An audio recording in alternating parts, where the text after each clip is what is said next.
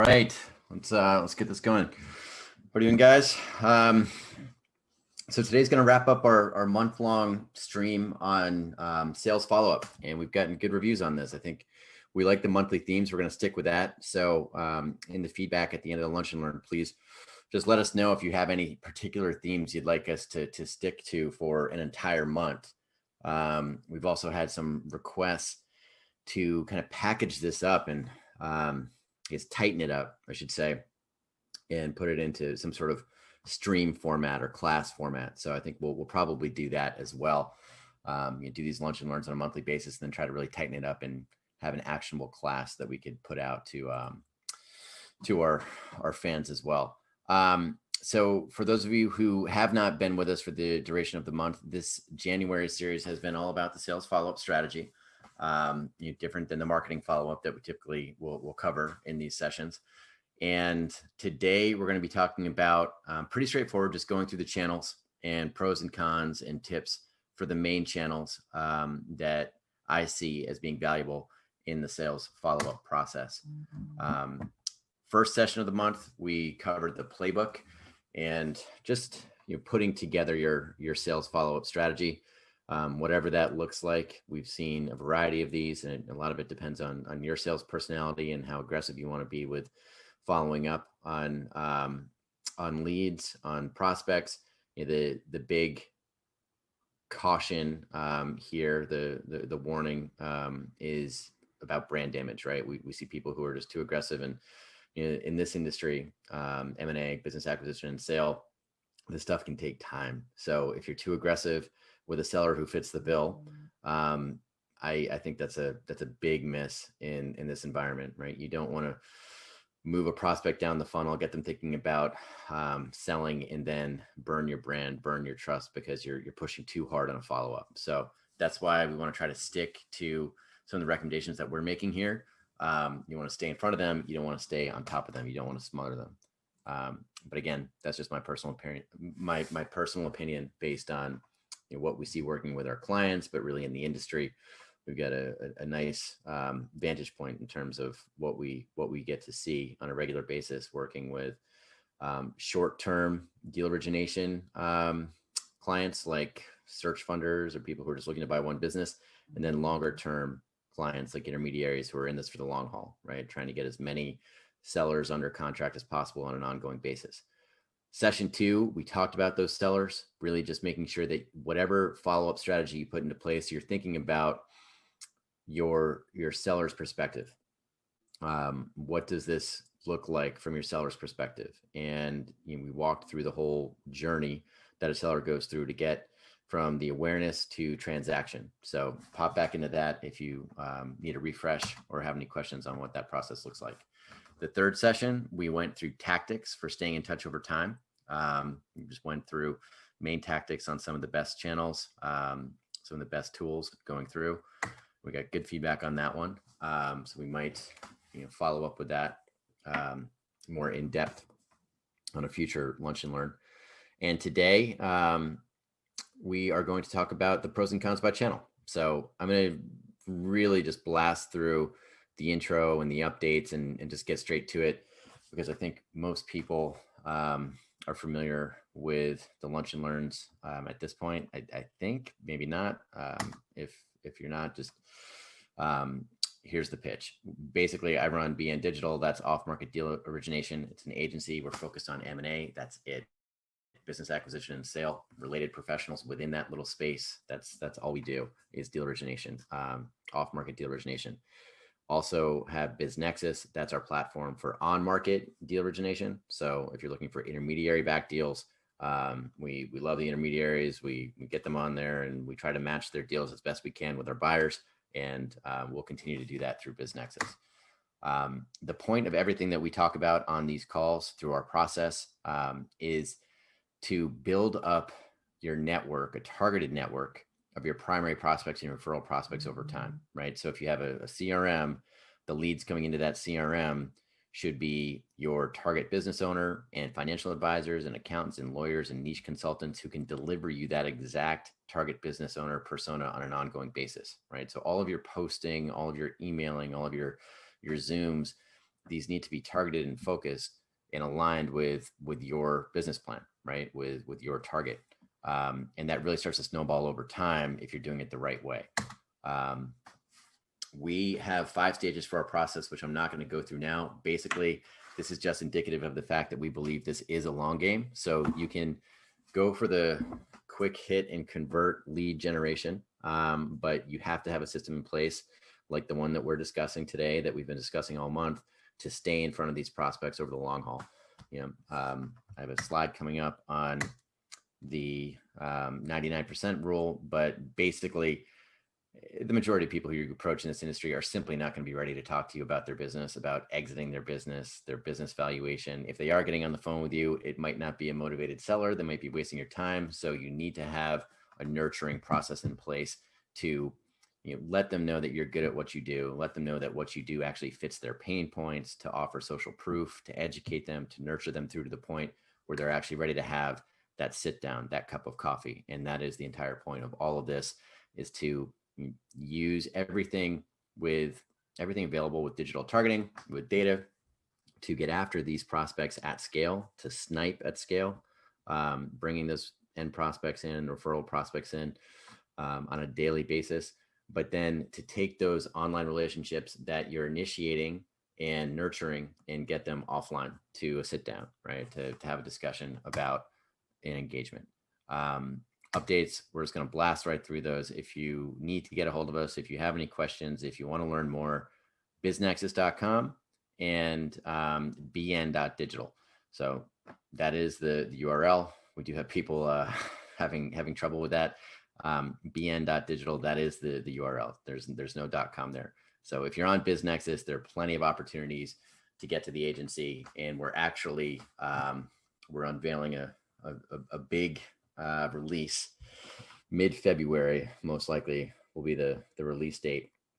So when you log into BizNexus, you're going to see hopefully a lot more value, but you're going to see a lot of tools that are going to help you with not only your on-market deal origination, but your off-market deal origination, and that will be how you get to BN Digital come mid-February. So just stay tuned for that.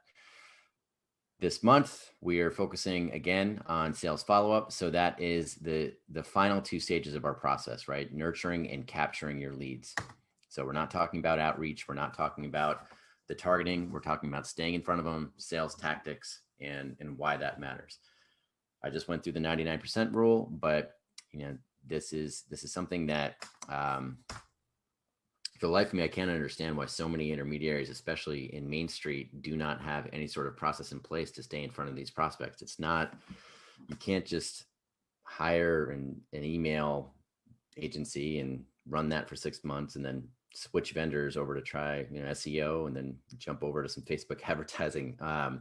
Ideally, what you're doing is integrated and coordinated, but in terms of outreach, that's just the first strike, right? And if you have an effective outreach strategy, you need to be staying in front of them over time, with exactly what we're talking about today. So some of the fundamentals of sales follow-up, just before we get into the pros and cons of the channels. Again, what I just referenced about jumping from vendor to vendor to vendor, having kind of disjointed marketing efforts, especially at the top of the funnel with your outreach, that is something we see a lot of, and you're wasting time, you're wasting money, it's ineffective. I strongly recommend you have a multi-channel outreach strategy and a multi-channel follow-up schedule in deal origination in 2021, right? Very, very important.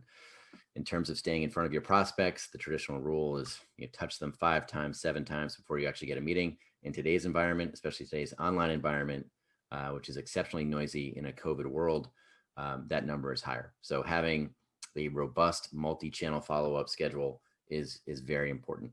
So whatever it is, one example could be a seller comes through, maybe you stay in touch with them, once a day for 3 days, and then, once a week for 8 weeks, and you stay on top of them. And if you don't get anything, then you roll them over into your newsletter, and you're just touching them once a month with a clear CTA in your newsletter on an ongoing basis from there, right? But the newsletter is one that we're not going to go in depth on today, but it's very basic, and it's something that you should absolutely have as part of your marketing follow up, not necessarily your sales follow up, but the marketing follow up once a month, clear CTA to reach out and have a confidential consultation about business valuation, about who the buyers are in this market, about what their exit plan might be, what their timeline might be. If you're out there and you're producing a newsletter that helps establish you as a qualified authority, and then you give them an opportunity to reach out and have a confidential conversation to tap into your knowledge, because you're an authority in their industry, in their niche, right? Then that is very effective over time. And whether they open the newsletter or not, if they're seeing your name and they're seeing the first line that's relevant to them, that is brand awareness. It's staying on top of your prospects, even with a light touch. If they just see it in their inbox, there's still value there.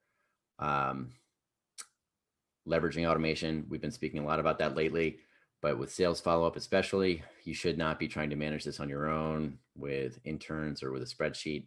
A large part of this should be automated through a CRM. Yes, we provide those services and we have our software tool, but if you have a CRM, 99% of the stuff that I'm covering here, you can figure out how to implement it. So the big thing with the CRM is that you're actually using it. If you're happy with your current CRM, I do not recommend making a jump. Even if you really like us, it just doesn't make sense. If you're happy with your CRM and it has the functionality, use that, implement these processes and tactics with your current software that you're already familiar with. And one last process tip before we get into it: ask for the preferred communication channel. If you have a live conversation, if you're sitting down, don't do it in an awkward way, but if you can find out, like, look, how does this prospect like to be contacted, and make a note in your CRM so that if you have a team, if you have an intern, if you have an admin, everybody knows what that preferred communication channel is, right? Then if you have a sales follow-up process and you stick with the channel where you know they're actually reading it, it's going to be much, much more effective. So with each prospect that comes in, if you actually have a live conversation and you develop that initial relationship, figure out what their preferred communication channel is, and make sure you can mark that in your CRM. So when you build out a sales follow-up task, it's based on that preferred channel. So now we're just going to fire through. This is going to be pretty basic, I think, but this is what we had questions on. So hopefully it'll be helpful. Pros and cons of the phone. I love the phone. I think that's, you kind of have to know your personality. If you're good at phone, it's extremely effective, time consuming, but there's really no way to make a better personal connection outside of getting that face to face or the Zoom, especially in today's environment. You're humanizing, your offering. You're getting in front of them. That's clearly the main value prop for the phone. It also allows you to accelerate the conversion stage very, very quickly. So if you get a hold of somebody and they're thinking about it and you have a conversation and it lands, you can fast forward that conversion significantly with one good phone call. So if it's effective, it's very, very effective. If you're not good on the phone, just don't try to force it. Have somebody on your team making the calls who has that strength. The cons in today's world: business gatekeepers, especially if you're using an outsourced service for your phone, right? It's hard with the Consumer Protection Act. You have to call businesses. You can't call personal numbers. You have to be very mindful of the do not call registry. It's a big deal. So if you're making calls, or if you're using a service, or if you have someone on your team, you do have to get past that gatekeeper. The general rule, give it a few months. If you have somebody who submitted an inquiry on a landing page or on your website, you have a 3-month window to use the phone. After that, don't use the phone. One other thing that I don't like about phone is it's not exactly like an email. It's like a snail mail where the timing has to be right.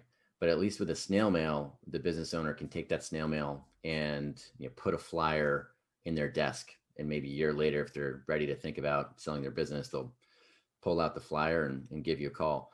With a phone, you've got to nail that, right? You've got to nail them at the right moment for them to actually engage with you. And you can do it over time, keep following up, but then again, you do risk brand damage. So for me, I always like calls to follow data. I've said this before. I'll recap it again briefly. Instead of leading with a call, I really like to lead with a snail mail, right? Or follow that up with an email, or have somebody in your LinkedIn network, and then lob a call based on data. So you see if someone has opened your newsletter multiple times, if they've opened your email multiple times, are they in your network? You have a clear indicator. You have a way to prioritize your leads, right? It allows you to differentiate between your leads based on engagement. So if someone's opening your newsletter every week, clearly that's somebody to call, right? If somebody is engaging with your social, what have you, that's somebody to call. The call should be a one-to-one task, and it should be based on as much data as you have, in my opinion, right? So I have this note in here: own the whales. If you're a boutique and your time is your most valuable commodity because you're spread thin every day as a business owner, you should have a way to differentiate between your tier 1, tier 2, tier 3 leads. Maybe your tier 1 leads are business owners in your niche or your target market, for businesses that have at least $10 million revenue, right? Maybe your tier 2 is 5 million revenue, right? Your tier 3 is more Main Street, they're under $1 million. However you set up your leads, you should be able to differentiate those so that in your CRM, if you have sales tasks based on activity, someone who is engaging with your newsletter, if you clearly see that's a tier 1 lead, that sales task should be assigned to you and not to a VA, not to an admin, not to an intern. Very important not to just generally assign sales tasks. If you're using a team, an outsourced team, or an admin, the tier 1 leads should be labeled as such. And if there's going to be an activity-based engagement, right? This is general, but we're not talking about my specific CRM. We're just talking about general CRMs. So an example here is if someone is opening one newsletter more than 3 times, if that person is a tier 1 lead, that sales task is assigned to you as the broker, right? If it's a tier 2 lead or a tier 3 lead, maybe the condition on that rule is to assign it to your admin or your VA, whoever's making the call. But the whales with a phone, it's such a great tool for establishing a personal relationship. That should be you for the tier 1 leads. Email follow-up. What are the pros? Again, data, actions based on data. I love the fact that you can see who's opened, who's clicked, when have they clicked. If you're using the right tool, you can have an app on your phone so you can see who has clicked on an email in real time. And if time permits, you can lob a call in right when they're engaged with your newsletter, right? Or a minute after. So it's not too creepy, but in their moment of interest, you can lob a call in if you have the right CRM set up. And with an email, just like a snail mail, the prospect can come back to the email on their time, right? So if they're not ready to deal with your email that came in at 10 a.m., but maybe at 5 p.m., they're going to come back to it, or later that week or later that month, they can always go back and look at your emails, look at your newsletters. So even if you don't get an open, it lands in the inbox. They're seeing your name, they're seeing your value prop. Maybe when they're ready to engage, they can come back and take a look at your value prop. Another thing that often gets overlooked is using emails, newsletters, emails for referrals, right? So if you're stating your value prop and maybe you're mentioning your referral program, if you have a nice referral program, if your newsletter is going out to your entire niche, if it's going out to not only your primary prospects, but your referral prospects, the financial advisors, the lawyers, the accountants, have something in there that mentions your referral program, right? Because it's just a simple forward to somebody who's thinking about it. If your newsletter is good, if your emails are good, if they've seen your posting, if your brand is in good standing with a recipient of an email, if you mention the referral program and they know somebody who, is thinking about selling their business, thinking about an exit, asked a question the other day about what multiples are in XYZ industry, it's a simple forward. So having that in there, that's low hanging fruit. And, that's something we recommend. Cons: email, obviously inbox clutter, spam, that's not going away, right? But if you do email the right way, if you have a process for, testing your subject lines to maximize opens, making sure the copy is short and sweet and geared towards whatever CTA you have. If you do get that kind of art in place, it's extremely effective. It's always going to be effective. It's just more competitive. It's more noisy. Some other tips with email, kind of random tips, but ones that I see working well. If you haven't heard of Boomerang, you might just have this functionality in your CRM, but Boomerang is a great plugin. I believe it's free. If it's not free, it might be something like, I don't know, a couple bucks a month, something. It's next to free if it's not free. But if you set up Boomerang, you can schedule emails, personal emails on an ongoing basis. So, maybe with your past clients, if you want to focus on your referral program, you can set up a biannual email that goes out to your client to check in, right? And just touch base on a personal level, touch base on a professional level, see how things are going. That's a great way to have sales follow up for a referral strategy. And then the other random tip, if you have an email drip and you're using that as part of your sales follow up, we always recommend using the breakup email. So if you have a 3 email sequence, for example, that last email should be something designed to clearly tell them, hey, I'm closing your file. And that can actually be the subject, me closing your file. And then the body of that email can be something to the effect of, I've reached out a few times and I haven't heard back, so I'm closing out your file. If you did intend to have a chat, or if you're interested, here's my contact info. Otherwise, I won't reach out. That breakup email gets, in terms of replies, we see that having superior reply rates because the people who have been sitting on actually reaching out, if they're thinking about it, if you have a good breakup email where you clearly say, this is it, I'm out. If you wanted to have a conversation, you'll get people responding. And if you want an example of that, just email me after the Lunch and Learn. I'm happy to give you the copy, and you can just put that in as your last email on any of your sales follow-up drips for email. Moving on to LinkedIn, let's just say social, but for me, LinkedIn is it for social for this industry. I hate these other platforms for anything B2B. With few exceptions. Let's just say LinkedIn, when I'm talking about social, that's what I'm talking about. The pros of LinkedIn, it's a great channel for building value, building trust, building awareness, for educating your prospects about what you do and how your service is a fit for their pain points. On an ongoing basis, if you're following the process that we're teaching in these Lunch and Learns, you will get in front of your business owners. You will get in front of your referral prospects. Right. And yes, you have to have a newsletter. Yes, you have to have your phone and your email follow up, but this is a great channel to stay in front of your prospects, leveraging the free organic reach that LinkedIn provides. If you're following the process, if you're doing it the right way, it's free advertising. I stand by that. And, it's a great prospect to turn your prospects into fans, right? It's a great channel to turn your prospects into fans. So whether they're ready or not, again, your messaging, your branding, your articles, you're putting yourself in a position to get a referral from your primary prospects if they're not ready. And then if you're pursuing the kind of social selling strategy that we recommend, you're bringing financial advisors, accountants, lawyers, targeted referral prospects into your network on a regular basis so that they're seeing that messaging as well. So LinkedIn, terrible channel for being salesy, for going for a close. And I don't recommend that. LinkedIn is only going to get cracked down more on that going forward because it's become somewhat of a mess during COVID. But it's a great channel for the long game, for the long follow-up game, and staying in front of your prospects who are on LinkedIn.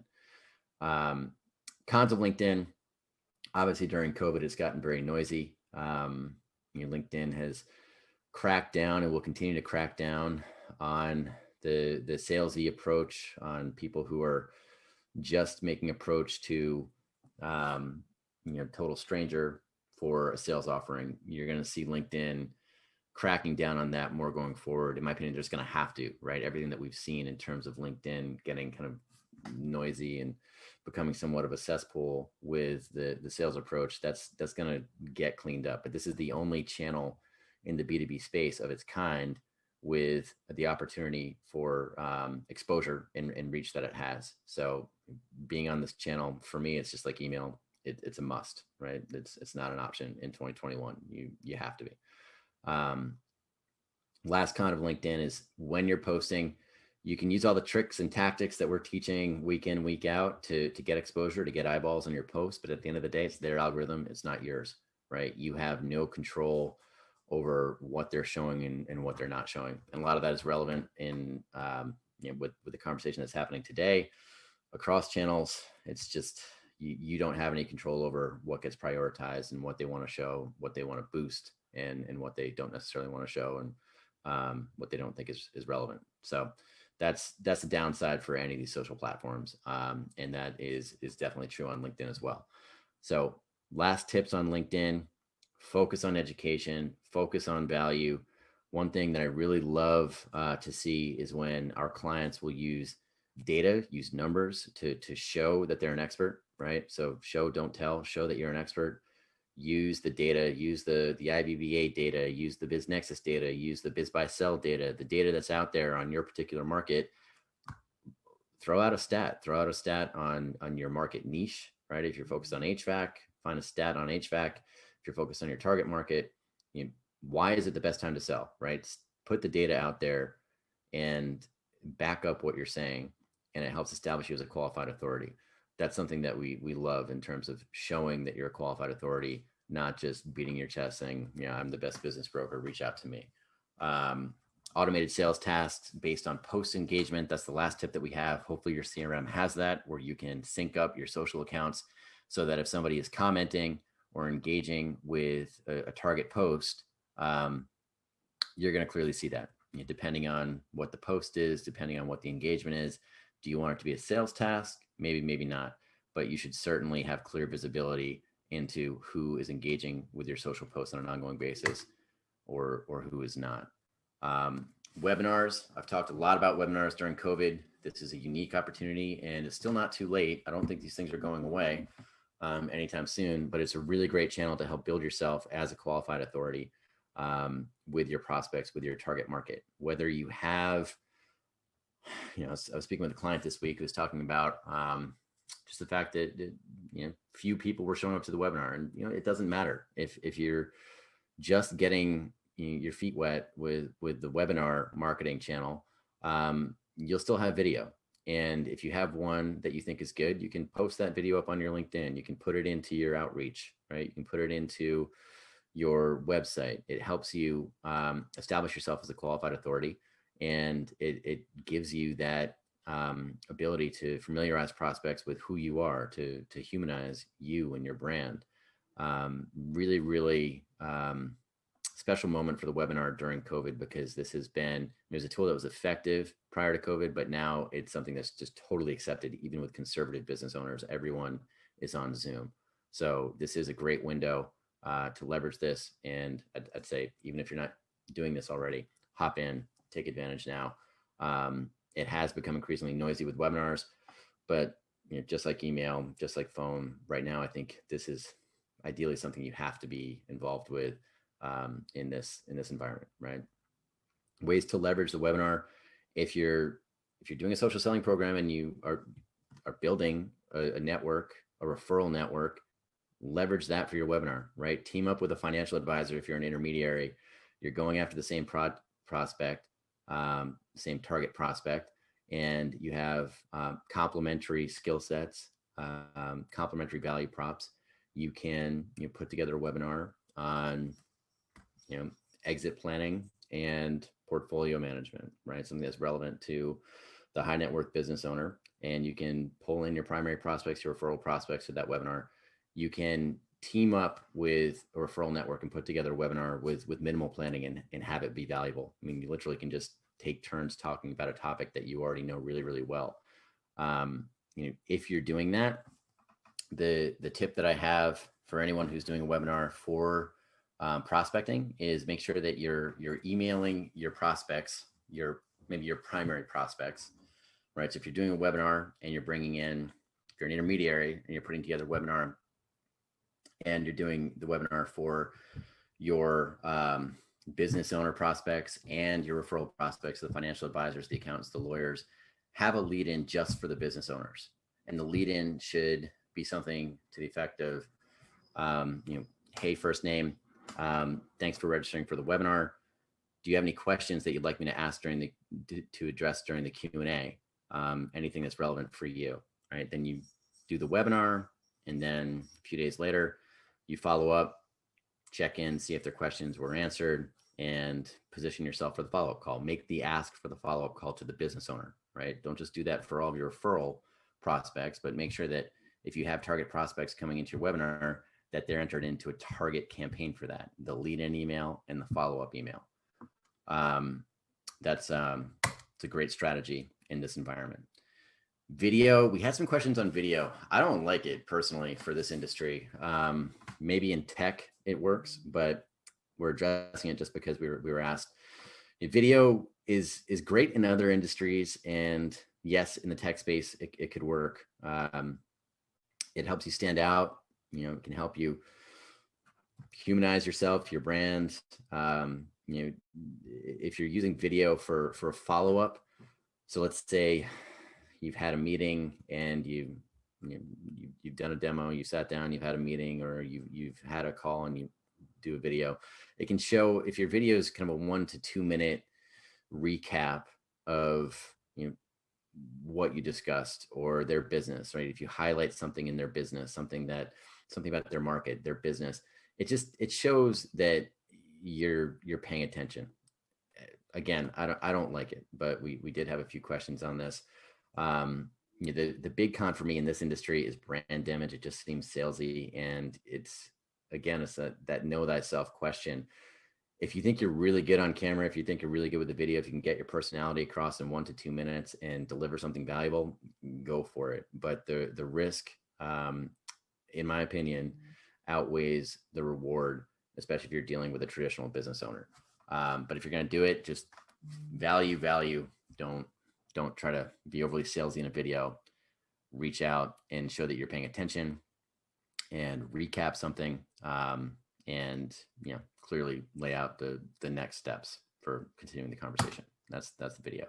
Text follow-up, again, we got this question. I'm not a big fan. It does stand out. A lot of people will disagree with me on this one, simply because of the metrics. I mean, it is something upwards of 90% of texts are read within 3 minutes. So in terms of conversion, you're getting in front of that prospect. It will not be missed. But again, the big con is brand damage. I would strongly advise, if you're going to do text, stick with the one-on-one conversations. Don't do the robo-text at scale. Maybe you can do the robo-text at scale for meetings or webinars, right? For the lead in and follow-up. But still, it just rubs me the wrong way when I get a general text, unless it's for a reminder for a meeting, that's acceptable. But unless it's somebody who's genuinely texting me one-on-one as a follow-up or as an FYI, I just don't like it. But a lot of people are trying that. They're incorporating that into their strategies just because of the conversion metrics. It's a message that is going to be read. And I guess if you have something really, really great that's worth reading and is going to convert, that's a good thing. But again, the potential for brand damage is just so big, because you're talking about upwards of 90% of your prospects who are going to be getting this. And if you miss, that's a very big miss, because again, to repeat myself for the 1,000th time, in this industry, 99% of the people will not be ready for your value prop, for your message to talk about their business on first pass. And you do not want to burn your brand. You don't want to put in any red flags during the nurturing phase that are going to rule you out from getting a transaction. And in my mind, a text follow-up that's off target will do just that. It'll take you out of the running for a commission, for an engagement. So that's that. I'll end on that. Went over today, but hopefully it was valuable. If anybody has any questions, now's the time. But since we are over, I think I'm just going to kill it. And when you get the questionnaire, please do ask any questions, but let us know what themes you want us to cover going forward. We're going to stick with this. We're going to stay with the monthly themes, and we are going to try to consolidate these themes at the end of each month into something tight into something valuable, we're probably going to charge for it. But if you're an attendee during the month, we'll probably just give that to you for free. So if you want other themes that are valuable for you, please let us know, and we'll try to address it just like we always have with these lunch and learns. If they're valuable, we'll continue doing them. If we get to a point where we don't think they're valuable, we will not. So have a great week, guys, and see you next time.